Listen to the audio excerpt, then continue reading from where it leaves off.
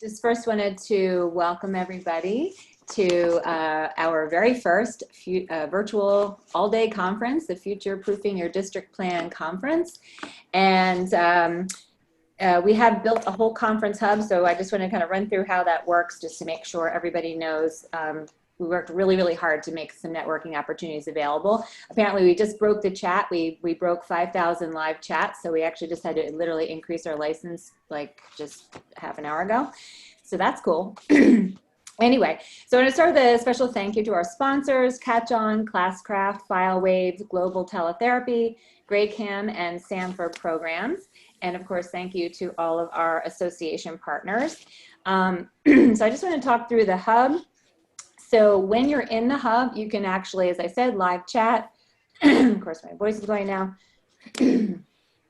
And you can interact with sponsors. You can visit their booths by navigating to the sponsor section. You visit the booth, you can say hi, you can live chat, you can schedule a meeting, and you can enter for the fabulous Passport to Prizes. So those of you who have done live events with us before know we love to give away fabulous prizes at the end of the event. So we'll be doing a drawing at the end of the day and let you know if you are a winner. You can see your personalized agenda on the hub. If you want to change any of the sessions for the rest of the day, you can just modify your sessions, uncheck what you have now, and you can switch it over. So that's totally fine. We do have, I haven't seen the latest count, it was about 1,200 attendees, registrants this morning. So you can find them all in the registrant directory. So if you want to like set up a meeting or chat or meet with anybody, you can go to the directory, search by last name, and you can actually contact them right within the hub to set up meetings. You can chat with our speakers, you can chat with our sponsors, as I said. So during this session, if you have questions, just put them in chat. We do want this to be conversational, so we'll hear from each of our presenters, and then we'll make sure we have time for questions and really idea shares for those who have done events with us. You know that this is really supposed to emulate that small group conversations that we would do with our T&L leadership summits. And all the slides will be available on the conference hub once I get them all from the speakers. So, and of course, please tweet with TL Tech Live. I'll put the hashtag in here as well. And so right now we're kicking off the conversation on changing pedagogy. And I'm very happy to have the presenters with us. We have Chris Casal, who is the Purveyor of Geekery, one of my favorite titles of all time, from Scarsdale Public Schools in New York. We have Rick Cave, a Director of Technology from West Windsor-Plainsboro School District in New Jersey. And then we have Dr. Matthew Joseph, Director of Curriculum and Instruction at Leicester Public Schools in Massachusetts. So I think we decided we're going to kick things off with Chris.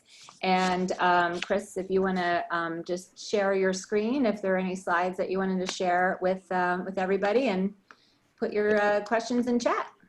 Perfect. So appreciate everyone taking the time to join in. My name is Chris, and I'm on Twitter at Mr._Casal. So just a little bit of background. Yes, Purveyor of Geekery. That's sort of a goofy title I gave myself, only because I thought being just a computer teacher wasn't enough, because there's so much more that we do than just sort of teach computers. So that's why I sort of I get kind of dirty looks from the HR department whenever they see that listed, though. I am based at a K-5 school. My role is threefold. So it is direct instruction, but what's great about it is I'm not a cluster or a specialist drop-off teacher. What I do is I work directly with the classroom teachers. They come in with the kids and we do things together. So I plan with them. So part of that is professional development, because it's not just teaching the kids, but teaching the teachers. So that way I'll sort of kick off a project from the tech side with the teachers. They may have kicked off the curriculum component a week earlier, and then we do that initial lesson together. They're then able to then take that back to the classroom and extend that lesson. So what we've tried to do is really put the technology component in our building to be this very integrated, very curriculum centric piece, as well as also supporting the teachers and the tech support. So I'm also intimately familiar, not just with the curriculum, the teachers, the kids, the classroom, but also the technology that they're using, which is good for me because I'm able to really look and see the different angles of how everything's getting used. And I do, because we are a small district, there's 5 elementaries, a middle, and a high school. I do have the opportunity for district level input about what's working, what's not working, what apps we wish we had, what devices we wish we could get, things like that. And I put the reform.comer in there because as it relates to especially this sort of scenario that we're in now with the e-learning is I worked in the .com era in the late 90s doing streaming media on the internet, when it was audio only, when you had to call the internet, when a lot of what we were doing was brand new and we were pushing boundaries and things would break and we'd have to figure out how to fix it. And it was a big difference. And a lot of what I did back in the 90s sort of equates to what is happening now, and that we're kind of inventing this as we go a little bit. And we're pushing boundaries to these sort of new endeavors. So future-proofing these new endeavors, is it really possible to proof the unknown?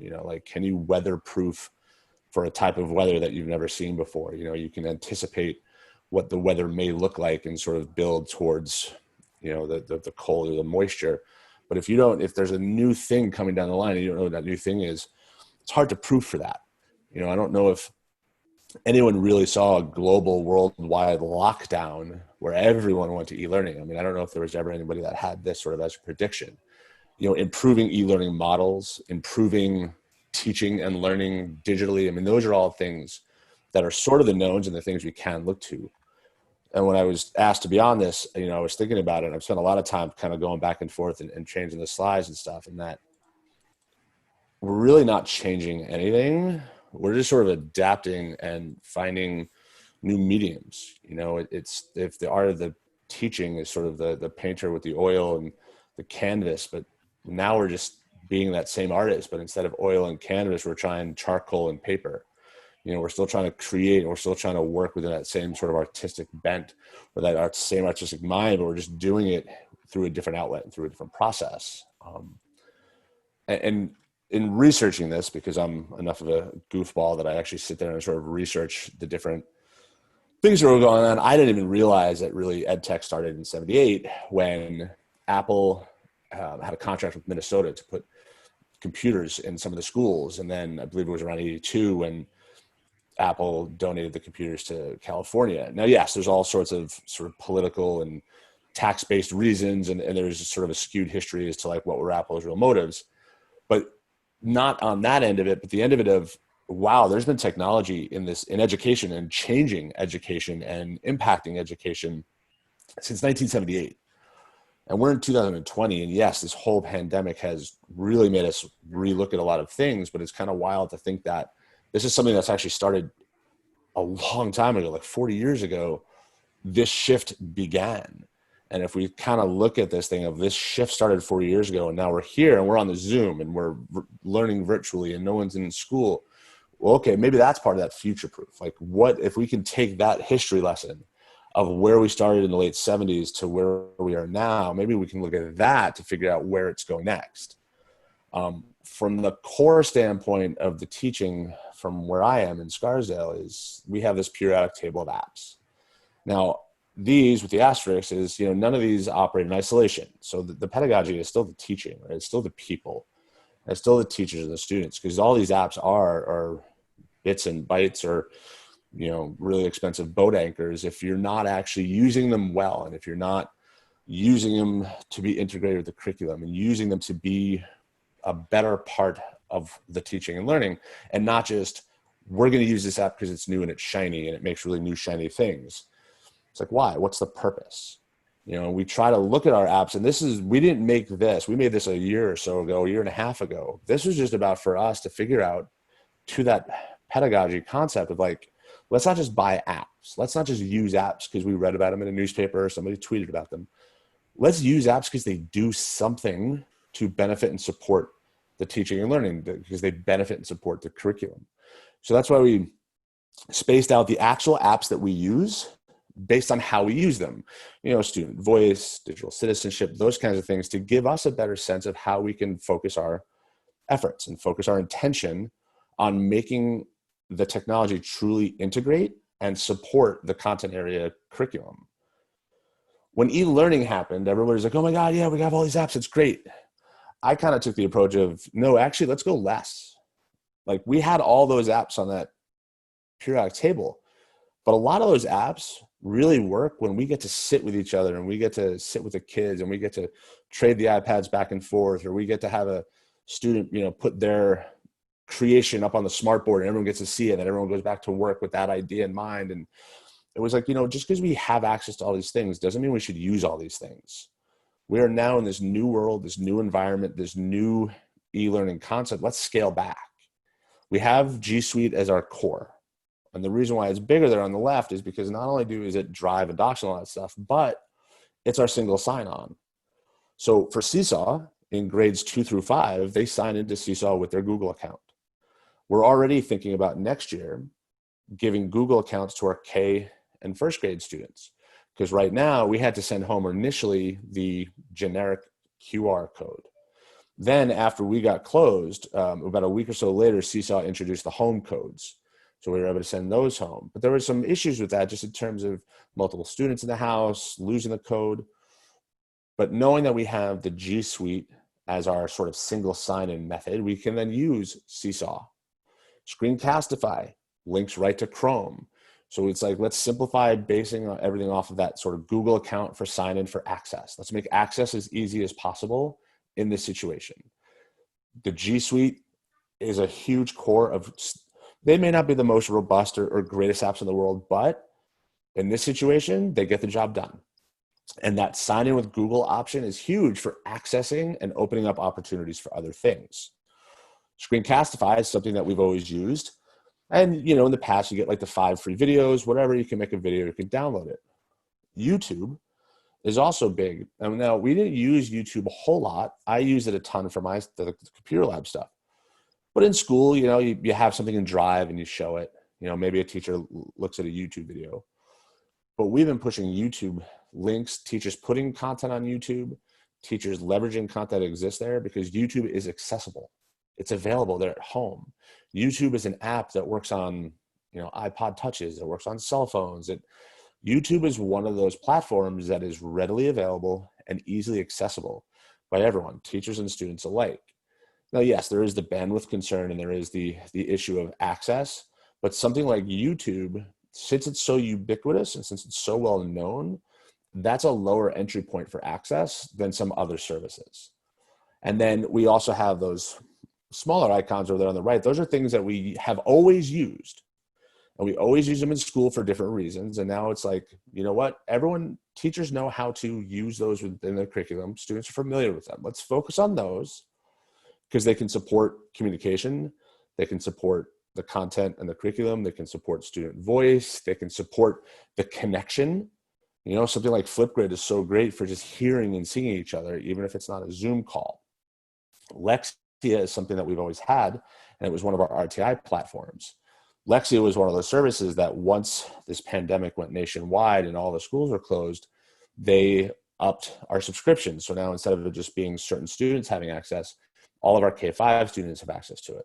So that was good because the learning curve for teachers was lower. They already had a sense of what that platform was about. Now it's just about rolling it out a little bit stronger. But then there were things that we had to do. We have to change, right? The curriculum changes a little bit, or not the curriculum so much as the delivery. When this happened, there were a ton of apps. We should do this. We should do this. Have you heard about this? Have you heard about that? But it was about, let's be purposeful in what we add. And let's not add things just because somebody tweeted about this cool new thing. We looked at what was available and what was accessible. Cami was something that we said, let's find the money for this. Let's move money around and let's purchase Cami because it lets you annotate on PDFs. So that eliminates the need to print things out at home, that allows us to use existing PDF files. Plus you can leave audio and video comments so you can get that greater connection between the student and the teacher where it's not just text-based.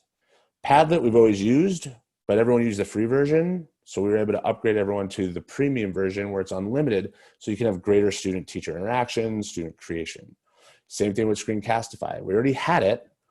We just found the money to upgrade that subscription. And because of this situation, we were able to get our subscriptions to go through this time next year. So instead of it being like a single, one school year, we basically got like a school year and a couple of months. So that way, the teachers who have been using these tools to get that pedagogy across can keep using these in September, regardless of the situation. and keep using them through next year to build and support what we've already been working on. IXL was something at the middle school, and our math coordinators really pushed for that at the elementary school. So the curriculum department and the tech department got together and made that happen, so that way we can have a unified math curriculum. But again, we were adding things with purpose. We weren't just adding apps to use or things like that just for the sake of using them. And then the flexible styles of some people are using a Google Doc, some people are using Google Sites, some people are using Google Slides to create virtual classrooms, the Bitmoji classroom thing, but then integrating it with Padlets where kids can go through and then give feedback and post their ideas. And this all sort of leads to the future proofing. We can't really proof for the future because we don't know what the future holds. But if we set around this core idea that it's the content is king, the people are the key, support them with simple and easy sets of technology and platforms that they're comfortable with and are easy to use and accessible, then it'll make everything that much easier to future plan or future prep. And so I hope that was good. I apologize if I went a little bit long, but feel free to reach out. The information on the left is sort of my personal things. But then the class things, you can get a sense of the types of things we use to support e-learning. The website is our school gateway to all the different apps we use. So you can see how we've used these different tools to kind of support access, support opportunity, and also support instruction in an asynchronous and synchronous way. So thank you, and I'll hand it off to whoever is next. Yeah, thank you, Chris. Loving all the comments and sharing of your own best practices here in the chat. Maybe just pause quickly for any questions, or we can just do the questions at the end. Does anybody have any questions for Chris before we move on to Matt? No one ever takes me up on this, so I have to call on people, which I will. So thank you very much for sharing that, Chris. So Matt, do you want to take it away?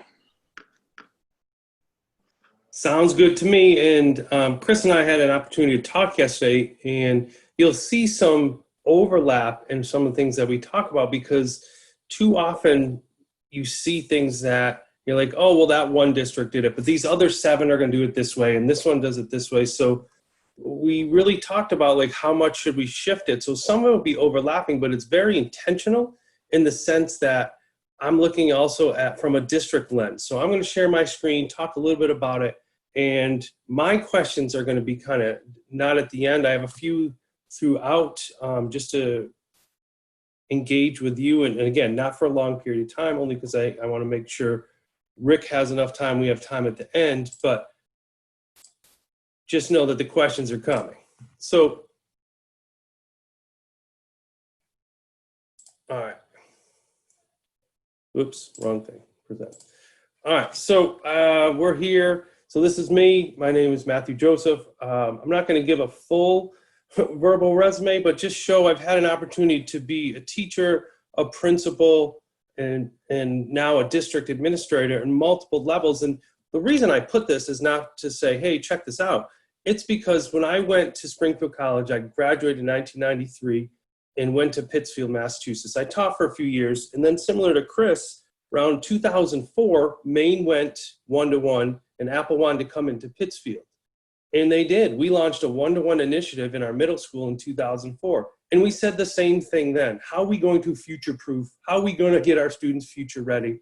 And we went one-to-one in 2004. So I feel like this is a conversation I've been part of. And through that time of 16, 17 years ago, one of the things that keep evolving is the technology.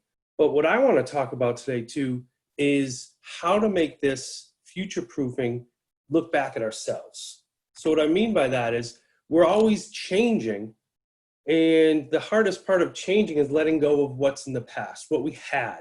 Oh, we used to do it like X. We used to do it like whatever, fill in the blank. And being a building principal for 11 years, I heard it almost every day, anytime we launched something new. As a district administrator for the last 4 years, same thing. I took a new role this year, more in the curriculum instruction focus, and I heard it the same way. People are very worried about letting go more than what are the possibilities. So in that, as we continue to look at getting future ready, future proofing what we needed to do. Similar to Chris, I'm more scaling back, and I wanted to pull a few things back because we said we want to, in my last district, we want all our kids to be future ready, so we're going to buy them all computers. Well, that's just a math problem in the sense of we had 3,000 students, we bought 3,000 computers. We're no better off than before. This isn't changing pedagogy. This isn't changing anything except students now have computers. We still have to focus on our instruction, and we still have to focus on the tools that support that instruction. And that's going to be a little bit of my piece today, because if you give a student a 1-cent handout or a $500 handout, that doesn't mean we're changing instruction. So one of the things I want to talk about too is how are we teaching? If we're looking to change instruction, it doesn't start with the tools, it starts with the people. And one of the things that I wanted to look at is if we're not teaching the way students are learning, we have to shift that. So I'm going to unshare for a minute. This is going to be my first question. What are some, and when I say non-traditional, we think traditional is stand and deliver, stand and talk. I'd love 2 people to share an effective non-traditional instructional strategy, either in the classroom, because we are going to get back there, or that they've seen in the last 3 months. What is a non-traditional strategy? And I'd love for somebody to unmute and just share. I can't see everybody, so first one up wins. And we got a collection of educators. You've seen some amazing strategies, so I'd love to hear from you. You can call on people. Oh, it's going to be voluntold in a minute. Hey, this is Alicia. Yes! I'm sunbathing. That's why my screen is off.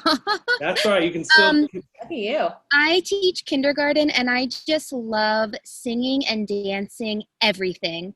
And I think it can be applied to any grade. You know, some cool teachers on TikTok in high school do the same thing. So I just love incorporating movement and music in everything we do just to make learning so much fun. Awesome. Well, thank you, Alicia, for jumping in. Can we, one more non-traditional? Hi, my name's Georgina. I'm from Amman, Jordan. I'll jump in. Actually, my shout out is from the ISTE course that I'm currently taking, and the first online cohort for 2020, the education coaches had the yoga movements as part of the strands for connecting to the standards. So I thought that was a really great way to visually and physically connect, and it could be used across education also when looking at stages of learning or practices or steps like science or math equations. You could associate yoga poses and other types of physical activities to the actual processes. Awesome. Thank you. Thank you, Georgina. Thank you, Alicia, is it? And continue sunbathing. But I really wanted to throw that in there because I wanted to, when we talk about changing pedagogy, it starts with people, it starts with the instruction, and then we talk about matching some tools. So I'm going to jump back here. So the next thing I'm going to do, and I won't unshare now and just jump in, and I challenged my teachers when I started this year. And again, here comes new guy, first thing at the opening meeting, first day, introduce myself, then I hit them up with, what are we going to see in an awesome learning environment that we wouldn't see in a good classroom? And what are some of the things you would say if you were asked this question? What are some things you would see in an awesome learning environment that is not in a good one? We got to have some awesome environments out there. Hi there. Hi, Sophia. Hi, this is Sophia from LA Unified. So what I would see that the educator is facilitating knowledge. I would see students being creators of that knowledge as opposed to being the sole consumers of someone else's knowledge. So those are 2 things that I like to look for in an awesome learning environment. That was fabulous. Thank you for jumping in. You said a few key points that I'm going to move forward with that I really want to focus on, because you took the teacher. Now we're talking about changing pedagogy. We're talking about the teacher shifting. First 2 examples talked about doing something different with yoga and singing. And now we're talking about teacher practice. And when we talk about change, it doesn't always mean different. You have to do something different. You just have to shift your thinking and what you're doing. So what I shared with the teachers, and I wanted to share with you, because I do think when we talk about shifting pedagogy, it's shifting our thinking as well. And I said, this is a good classroom. Typical, acquire information, you learn something, you understand it, you take a test, you do a project, you do whatever, and then you do some more. You do that cycle over and over again. And it's a good classroom, you're gonna learn. You can use computers, not use computers. And similar to what Sophia said, I think when you move to awesome and make that shift, you have to have that transfer of learning. So you assess along the way. So you're acquiring information, understand it, and similar to what Sophia said, now the teacher is facilitating learning and students take that ownership. So one of the things that I want to talk about a little bit different than Chris, and then mine and his are going to parallel in a minute, is that the first thing we have to do is shift to think about transfer of learning versus just consuming teacher talk and information. So it starts with us first, and shifting to thinking. We have to take the ownership to ensure students are just not understanding and remembering and moving to creating and evaluating. A lot of the apps that Chris showed, and I'm going to show a few in a second, really get into, are we creating and are we evaluating some learning? And again, that's why when Sophia jumped in, that was some of the things that she was talking about, and it was fabulous. And one of the things I always say is we're always looking for something different. We're always looking over here, we're looking over here, the grass is always greener, and I say it's always greener where you water it. And we have to take care of our people if we want to make a shift. We can't just keep hiring new people, and we have to support our people. That's where you're shifting pedagogy. And similar, somebody said, you know, I read in the chat, you go to an event and you have all these tools and wow, this was great, or wow, this was great. And similar to what Chris said, you have to find the tools that fit your district. For us in Leicester, we went to what we call the Core 4. We had it around our Google environment, and we wanted to look at our 4 big district goals. We want student-created content. We wanted to infuse video into what we were doing. We wanted teachers to have ownership of building lessons, and we wanted to ensure that students were still utilizing text in what they did. And similar to Chris, and this is why I wanted to overlap it, to say, this is where districts are going. And what this allowed me to do as the district curriculum instruction director is run professional development on 4 things, and then our Google Suite, run training for teachers.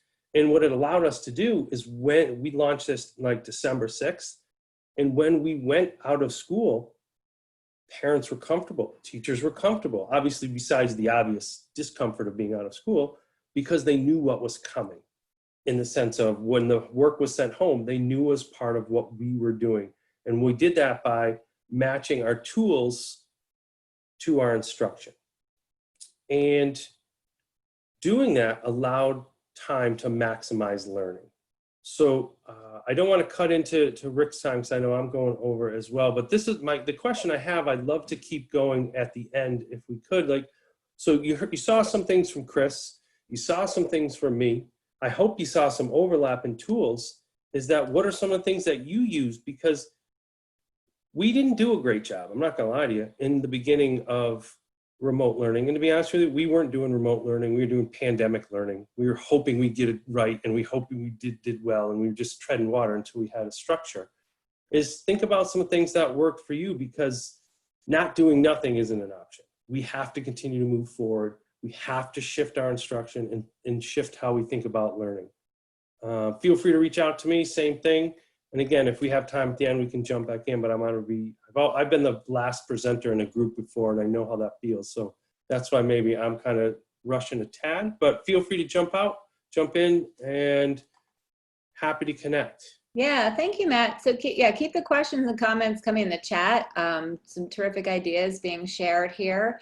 So yeah, let's hear from Rick, and then we'll take some questions at the end. So Rick, would you like to take her away? Absolutely. Good afternoon from New Jersey, everybody. It's actually, I find this fascinating, having been to other events where you gather people around from all over the place, and now you kind of see them in other places. Actually, we should have done this outside, Christine, I think, because then you could have gotten a sense of everybody's weather and what they're dealing with. Next time, we'll do it next time. We can do it outside. When I thought about this, I kind of switched to a different approach for me was kind of focusing on the idea of, am I sharing my screen there?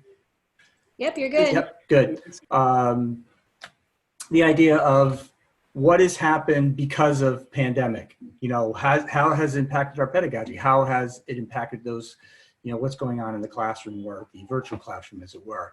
And I kind of want to also look at this from the idea of, you know, we're sort of, many of us involved with tech ed, many of us are involved with this for a while, and we're kind of the ones that people look to. So I had some experiences that for me were kind of cathartic in that they really sort of help set my mind to what I need to think about moving forward, since we're trying to sort of future-proof. So to start off, I wanted to kind of talk about the idea of, you know, yes, we are in a very interesting environment, certainly nothing I've ever seen or experienced.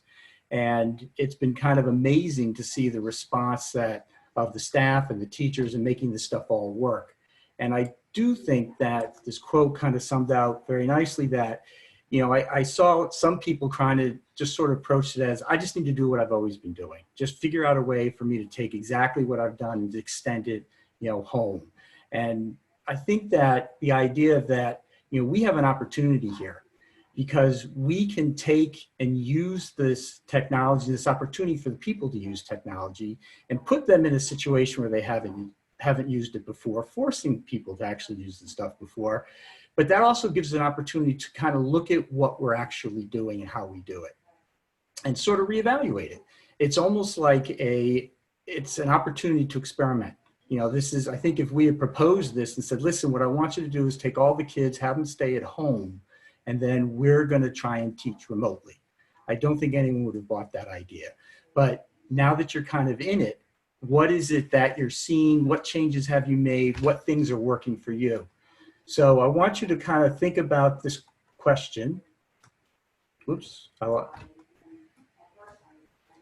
When you reflect on what's gone on and you've kind of talked to teachers, or if you're teachers yourselves, things that you've had to do and you've had to change how you do it, what is kind of the aha moment for you when you think about this?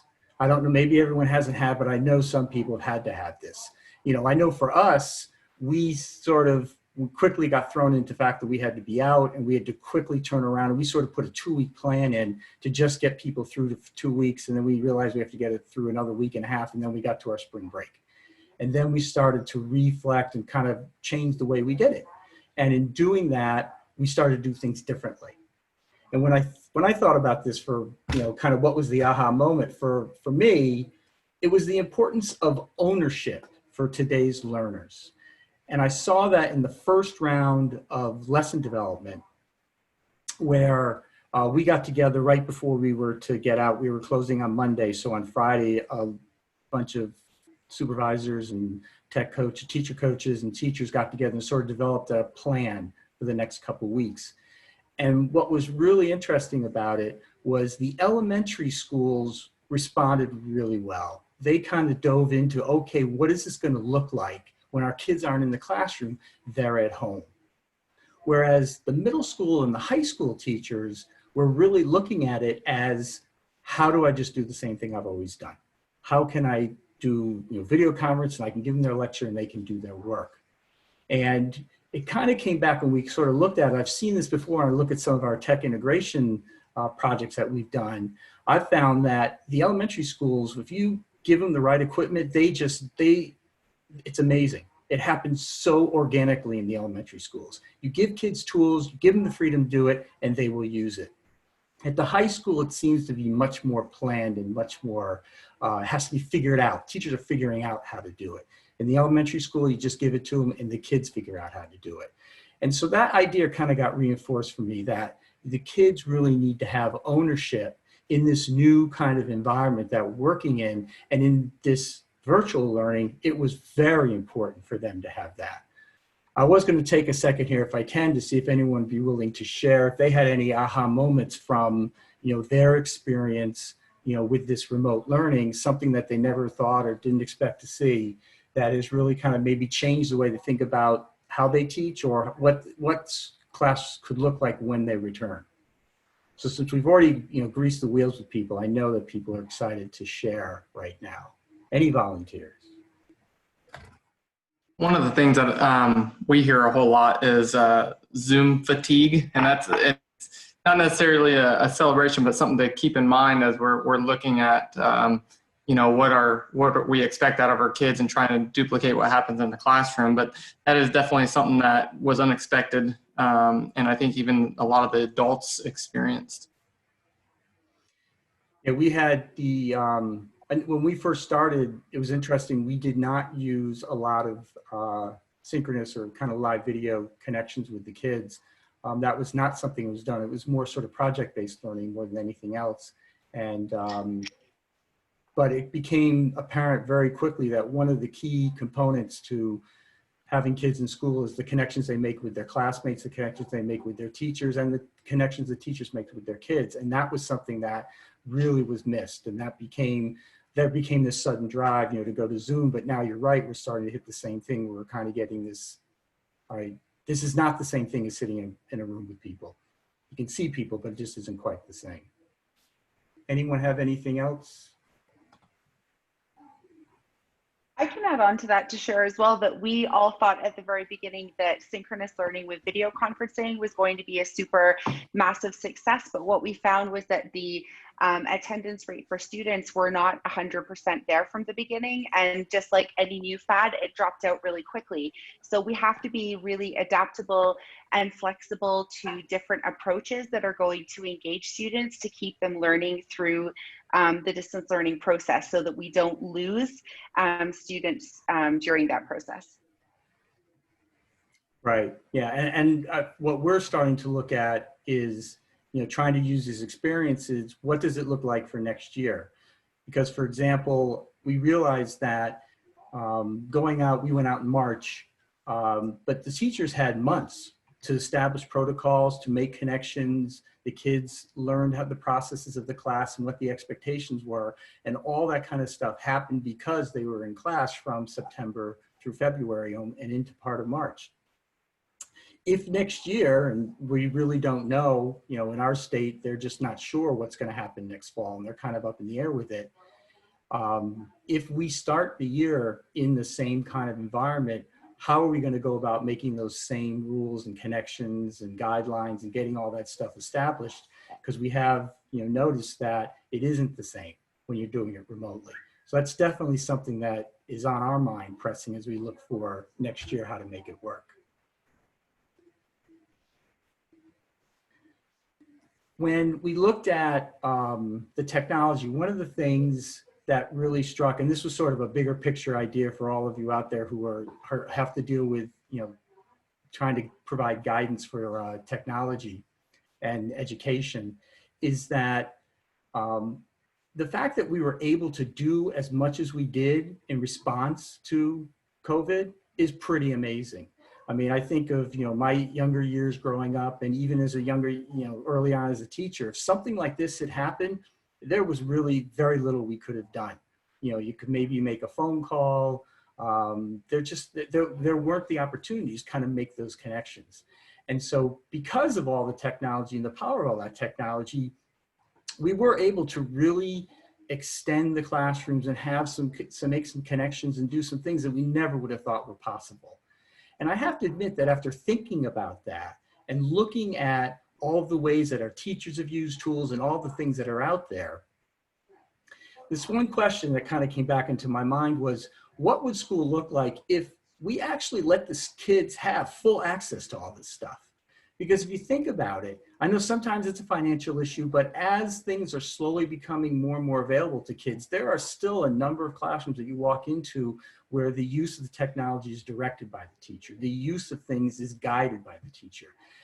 And in some cases, it's because they don't want them to do certain things, prevent them from looking things up. Sometimes it's to keep them from getting distracted.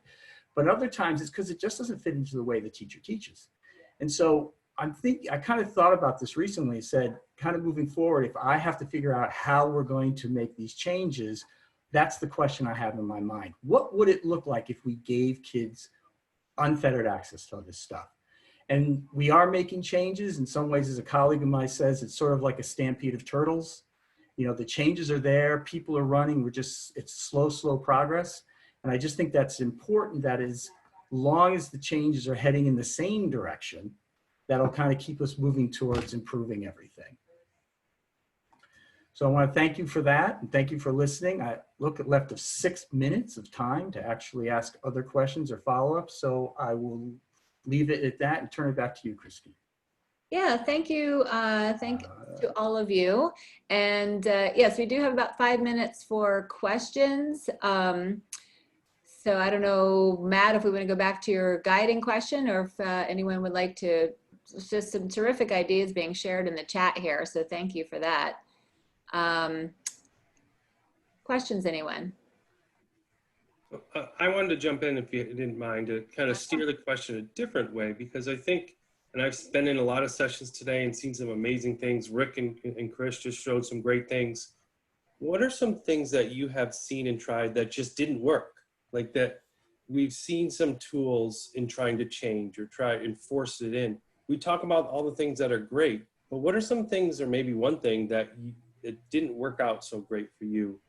Not that you failed or it failed, but just something to help us as a collective group of educators so we don't go down a road that we get kind of trapped in a month or two from now, planning to return in September. I think that's a great question, Matthew. And actually, Sandra asked a question in the chat with regards to that about, you know, Google Meet and Zoom, and that parents and other stakeholders are asking a lot for video conferencing because students are missing that connection with their peers and with their teachers during distance learning. And when I stated earlier about the use of video conferencing and how it wasn't successful with student engagement, it's not necessarily the tool that's not working, but it's the way the tool is being used. So collectively, we need to think about how are we redesigning those experiences with video conferencing so that we can re-engage and revitalize the learning with students. So this is the idea that we're trying to work towards for the year that's coming up, is not necessarily the actual tool, but how we're using it. Thanks. I'll jump on that, and I feel like you make a really good point that, you know, instead of looking at the Zoom time as an educational time, it's more of a social emotional time. And you see this a lot in our elementaries. I have 2 kids that did this, right? Anytime that they got on Zoom with their teachers, it was very much, hey, let's do a scavenger hunt. You guys go find something. You can find the first round thing, or, you know, go find something yellow, and they come back, right? It's interactive. It's fun. It's a way to engage with their peers and their teacher. But I've also seen that that Zoom conference with a bunch of kids try to be done as an instructional time, and that's a very different experience. And so if we can show that hybrid of having engaging and enriching content for students to see, that might be pre-recorded, still their teacher, pre-recorded content or resources online, and then really using that Zoom or that video conferencing for the social emotional side of our students and staff. Hi, everyone. I would agree with that. I just want to echo that point as well. Something our district is looking to do is to do a flipped classroom approach, primarily with video uploads of the lesson. Students would learn asynchronously, and then the Zoom meetings would be hitting on that SEL, just focusing, connecting with students, building relationships. And then also for our youngest learners, K-2, let's say, is really, I think, just taking that first week to just build relationships with Zoom meetings and small groups and that kind of thing, because to just to be able to connect with the students. So those are just some thoughts we're tossing around at our district. And I've actually heard that some districts are considering looping, having the teachers loop with the classes to foster that connection so that you're not having to make new connections, but kind of keep that relationship going, which is an interesting approach. I like what Brandon said about, you know, having interacted like with the scavenger hunt. We have a hashtag at our school for early years up. So that whole idea of intrinsic, authentic learning from right when you're young all the way through to graduation vertically across the school. And one way that we could do that is by including more play, but in a virtual sense. So that scavenger hunt is a perfect example of how you can embed that in instructional design to have students, you know, have that question, have that exploration and discovery set, and have students be able to go. So it's balancing that analog and that digital time together, where, you know, you can have music playing in the background of your Zoom or Google Meet call while students then go off and do X, Y, Z, and then come back and share. Or maybe it's go out into a breakout room, whether that's breakout, Google Meet or Zoom, etc., and come back. So having your same design that you would have in the classroom, but how do you create that in a virtual space? I know we're experimenting right now also with our learning support. So I think in America, you guys call that SEN, I think, but correct me if I'm wrong.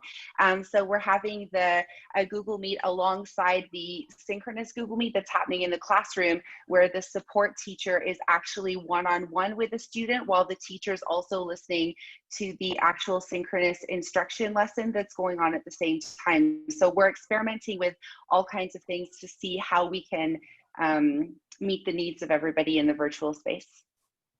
I'm gonna.